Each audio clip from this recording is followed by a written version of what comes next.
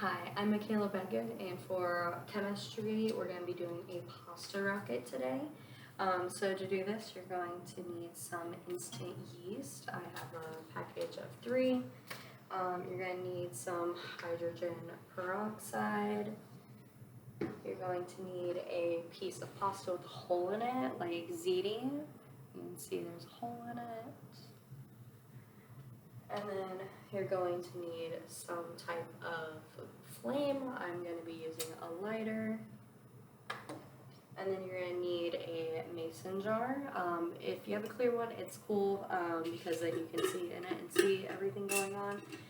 And you are going to need the lid, but you won't need the screw-on part. You will need this seal part. And you will need to have a hole in your lid. You're going to have to make it, which you need to be careful because it does make the inside sharp, which can be dangerous. And make sure the hole in your jar, on the lid of the jar, can fit the piece of pasta. Like, yeah, you just make sure the pasta can fit through it. So, first we're going to take our peroxide and we're going to put it into the jar. So I already have some portioned out. So I have about a half a cup. So we put that right into here.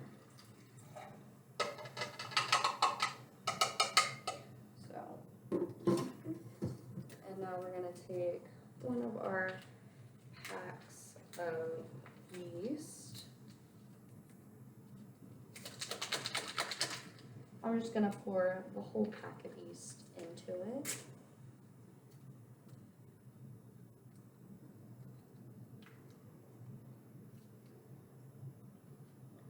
Just pour the whole thing in.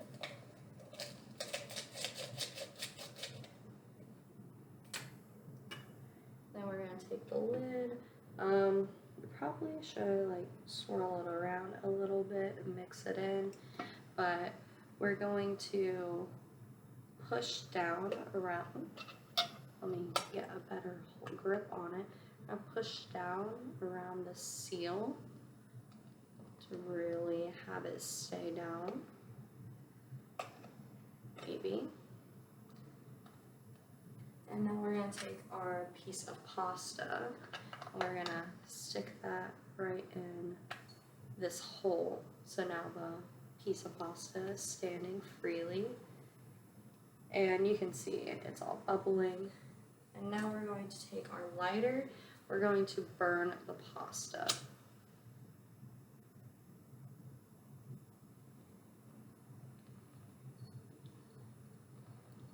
And so the pasta is burning, and you can see that there's a flame coming up through. Yep, there it goes.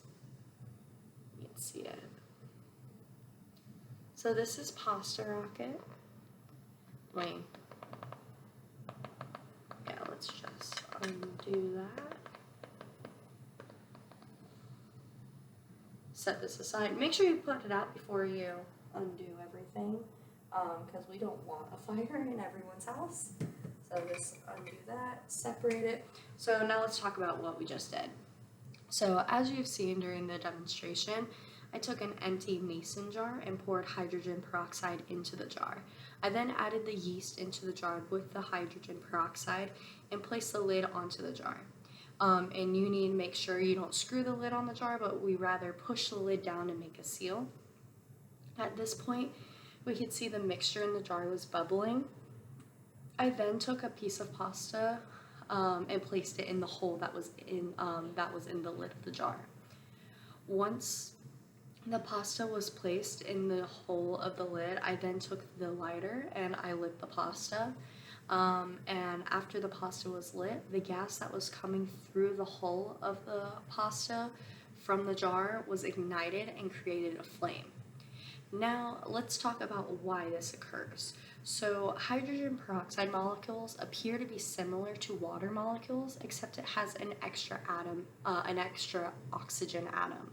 When we added the yeast into the jar with the hydrogen peroxide, it acted as a catalyst and broke off the extra oxygen atom.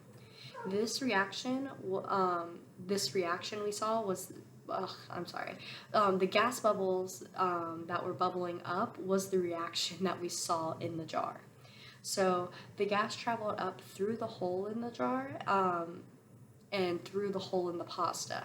And once the pasta was burning, the gas was escaping through the pasta, became ignited, which was the flame that we saw. So this was how you did pasta rocket at your own house. It is a fire hazard, so be careful. And if you are doing it at your house, have your hair put back in a way so you don't catch anything on fire. But that was it. Be safe when doing it.